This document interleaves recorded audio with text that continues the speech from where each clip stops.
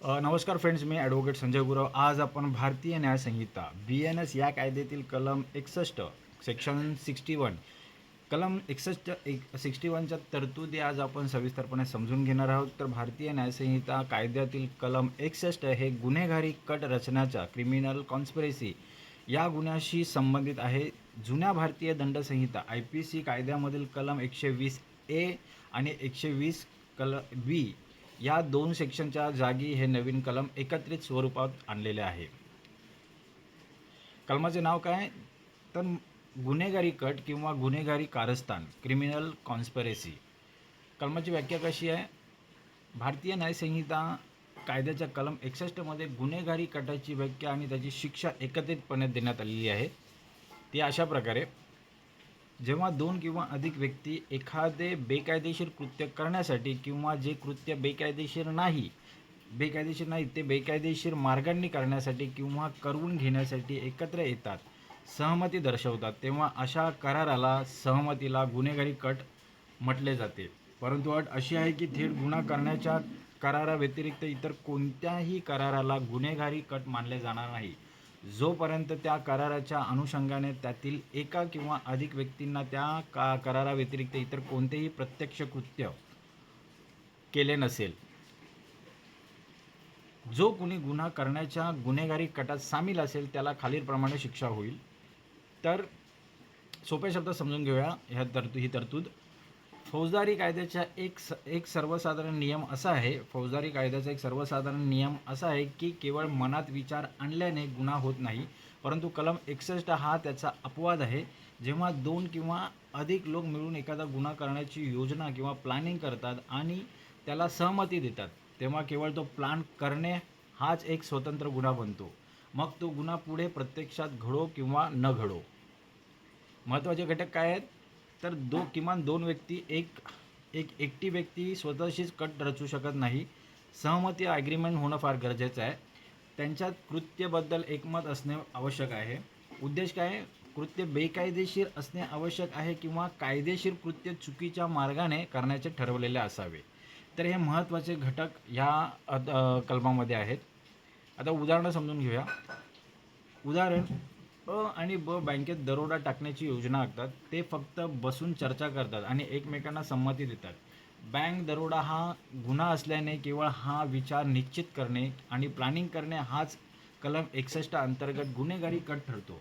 येथे दरोडा न पडल्यास दरोड्याचा गुन्हा होणार नाही, पण कटाचा गुन्हा निश्चित होईल. उदाहरण 2: राम आणि श्याम एका व्यक्तीला खोट्या केसमध्ये अडकवण्यासाठी सरकारी कागदपत्रांमध्ये फेरफार करण्याचे ठरवतात. हे कायदेशीर काम बेकायदेशीर मार्गाने करण्याचे ठरवल्यामुळे हा गुन्हेगारी कट आहे.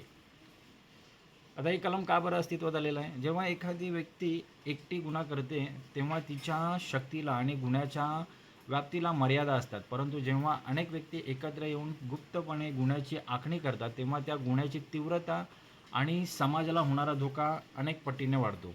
अशा गुप्त कारस्थानांचा छडा लावणे आणि गुन्हा प्रत्यक्ष घडण्यापूर्वीच किंवा तो मोठ्या प्रमाणावर रोखण्यासाठी पोलिसांना कायदेशीर अधिकार देणे आवश्यक होते. म्हणूनच केवळ प्रत्यक्ष कृत्यालाच नाही तर त्यामागील सुसंघटित मेंदूला, ऑर्गनाइज प्लॅनिंगला सुरुवातीलाच मोडून काढण्यासाठी हे कलम अस्तित्वात आलेलं आहे. आता कलमाचे महत्त्व आणि उद्दिष्ट काय? तर गुन्हेगारी कृत्यांना त्यांच्या सुरुवातीच्या टप्प्यातच रोखणे आणि सुसंघटित गुन्हेगारी, ऑर्गनाइज क्राईम मोडून काढणे. महत्त्व काय? तर हे कलम फिर्यादी पक्षाला, प्रोसिक्युशनला एक मोठी ताकद देते. जर मुख्य गुन्हेगाराने प्रत्यक्ष घटनास्थळी जाऊन गुन्हा केला नसेल तरी तो पडद्यामागून केवळ कटाचा भाग होता हे सिद्ध करून त्याला मुख्य गुन्हेगारा एवढीच कडक शिक्षा दिली जाऊ शकते. तर ह्या कलमासंबंधित असलेले लॅटिन मॅक्झिम कोणते आहेत? तर या कलमाशी संबंधित सर्वात महत्त्वाचा लॅटिन सिद्धांत म्हणजे कॉन्सेसियस ॲड एडियम. याचा अर्थ असा आहे की एकच कृत्य करण्याबाबत एकाच अर्थाने मनाचे मिलन किंवा एकमत असणे. तसेच जरी फौजदारी कायद्यात हेतू आणि कृत्याचे मेन्स रिया प्लस ॲक्टस रियस याची गरज असते, तरी गुन्हेगारी कटाच्या बाबतीत दोन किंवा अधिक व्यक्तींनी गुन्हेगारी हेतूला दिलेली सहमती म्हणजेच ॲग्रीमेंट, त्यांच्यात जर ॲग्रीमेंट झालं असेल तर हीच कायद्याच्या नजरेत ॲक्टस रियस गुन्हेगारी कृत्य मानले जाते. आता कलमांचे उल्लंघन, शिक्षा आणि उपाय काय आहेत? तर 2 किंवा उल्लंघन कसं, व्हायोलेशन कसं होऊ शकतं ह्या कलमाचं, जर 2 किंवा अधिक व्यक्तींनी बेकायदेशीर कामासाठी हात मिळवणी केल्याचे सिद्ध झाल्यास या कलमांचे उल्लंघन होते. तर अशा उल्लंघनासाठी शिक्षा काय, पनिशमेंट काय आहे, BNSचा 102मध्ये याची तरतूद आहे शिक्षेची. कटाची शिक्षा ही ज्या गुन्ह्यासाठी कट रचला गेला आहे त्यावर अवलंबून असते. गंभीर गुन्ह्यांचा कट, जर कट मृत्यूदंड, आजन्म कारावास किंवा 2 वर्ष वा त्याहून अधिक काळाच्या कारावासाच्या गुन्ह्यासाठी असेल आणि अशा कटाच्या शिक्षेसाठी कायद्यात वेगळी तरतूद नसेल तर कट रचणाऱ्याला, मुख्य गुन्हेगाराला जी शिक्षा मिळते तीच शिक्षा दिली जाते. दुसरा आहे इतर गुन्ह्यांचा कट. वरील गुन्हे सोडून इतर कोणत्याही गुन्ह्याचा कट रचल्यास शिक्षा 6 महिन्यांपर्यंतचा कारावास, दंड किंवा दोन्ही असू शकते. कायदेशीर उपाय काय आहेत, रेमेडीज काय आहेत, त्या आरोपीला रेमेडीज उपाय आहेत, असे उपाय आहेत की हा गुन्हा मूळ गुन्ह्याच्या स्वरूपावर दाखलपात्र किंवा जामीनपात्र ठरतो. जर पीडित व्यक्तीला किंवा पोलिसांना अशा कटाची माहिती मिळाली तर ते गुन्हा घडण्यापूर्वीच प्रतिबंधात्मक कारवाई, प्रिव्हेन्शन ॲक्शन करू शकतात आणि FIR नोंदवू शकतात. या कलमासंबंधित न्यायालयीन प्रकरणे आणि निर्णय समजून घेऊया. ज्युडिशियल प्रेसिडेंट काय ते समजून घेऊया. राज्य दिल्ली प्रशासन विरुद्ध Navjot Sidhu, state of versus Navjot Sidhu संसद हल्ला खटला. या खटल्याचा निर्णय असा होता की सर्वोच्च न्यायालयाने स्पष्ट केले की गुन्हेगारी कट हा नेहमी गुप्तपणे रचला जातो. त्यामुळे प्रत्येक आरोपीने प्रत्यक्ष एकमेकांशी संवाद साधला होता किंवा कागदोपत्री करार केला होता याचे प्रत्यक्ष पुरावे मिळणे कठीण असते. अशावेळी परिस्थितीजन्य पुरावे,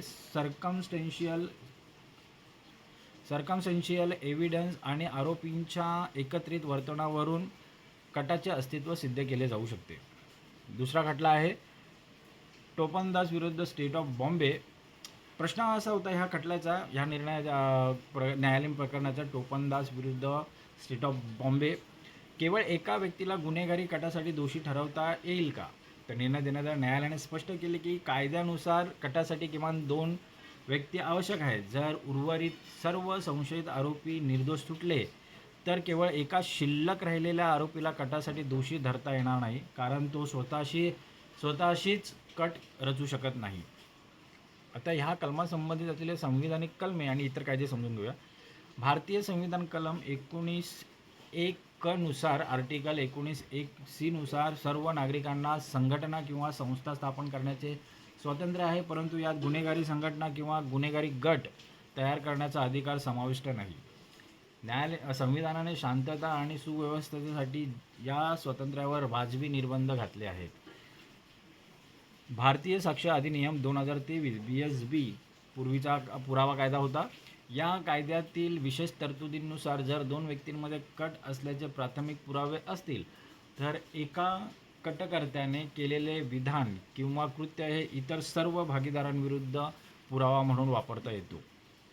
UAPA मोका कायदा दहशतवादी कारवाया किंवा सुसंघटित गुन्हेगारीच्या कटांसाठी या विशेष कायद्यांमधील कलमे BNS 61 सोबत, BNSचा कायद्यातील कलम 61 सोबत लावली जातात.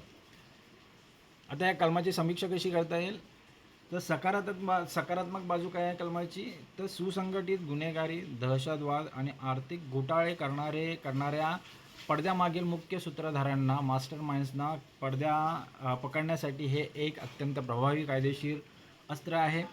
नकारात्मक त्रुटीची बाजू काय आहे, तर या कलमाचा पोलिसांकडून मोठ्या प्रमाणावर गैरवापर होण्याची शक्यता असते.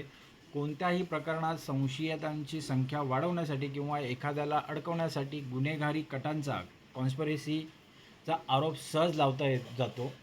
प्रत्यक्ष पुरावे नसतानाही केवळ संशयाच्या आधारे लोकांना दीर्घकाळ कोठडीत ठेवण्यासाठी या कलमाचा आधार घेतला जातो, अशी टीका मानवाधिकार कार्यकर्त्यांकडून केली जाते. निष्कर्ष काय काढता येईल कलमाचा, तर भारतीय न्यायसंहितेचे कलम 61 हे गुन्हेगारी प्रवृत्तीला सुरुवातीलाच ठेचून काढणारे एक अत्यंत महत्त्वाचे आणि तितके संवेदनशील कलम आहे. हे कलम स्पष्ट करते की कायदा केवळ तुमच्या हातांनी केलेल्या गुन्ह्याचीच वाट पाहत नाही, तर समाजात अराजकता माजवण्यासाठी एकत्र येणाऱ्या दुष्ट विचारांना आणि गुप्त करारांनाही तितक्याच कठोरपणे मोडून काढतो. न्यायालयात हे कलम वापरताना निर्दोष व्यक्ती अडकणार नाही याची काळजी घेणे न्यायव्यवस्थेसाठी महत्त्वाचे ठरते. तर मित्रांनो, आज आपण भारतीय न्याय संहिता या कायद्यातील कलम 61 या कलम 61च्या तरतुदी आज आपण सविस्तरपणे समजून घेतलेल्या आहेत. हे कलम अधिक चांगल्या प्रकारे समजून घेण्यासाठी, ह्या कलमाच्या तरतुदी अधिक चांगल्या प्रकारे समजून घेण्यासाठी हा व्हिडिओ तुम्ही वारंवार पहा, जेणेकरून ह्या कलमाच्या तरतुदी तुम्हाला अधिक चांगल्या प्रकारे समजतील. असेच कायदेविषयक ज्ञान मिळवण्यासाठी, कायदेविषयक माहिती मिळवण्यासाठी आमचं चॅनल सबस्क्राईब करा, लाईक करा, शेअर करा आणि आपल्या प्रियजनांना, मित्रांना फॉरवर्ड करा, जेणेकरून त्यांचंही कायदेविषयक ज्ञान वाढेल, त्यांनाही कायदेविषयक माहिती मिळेल. तर आज आपण इथेच थांबूया. धन्यवाद.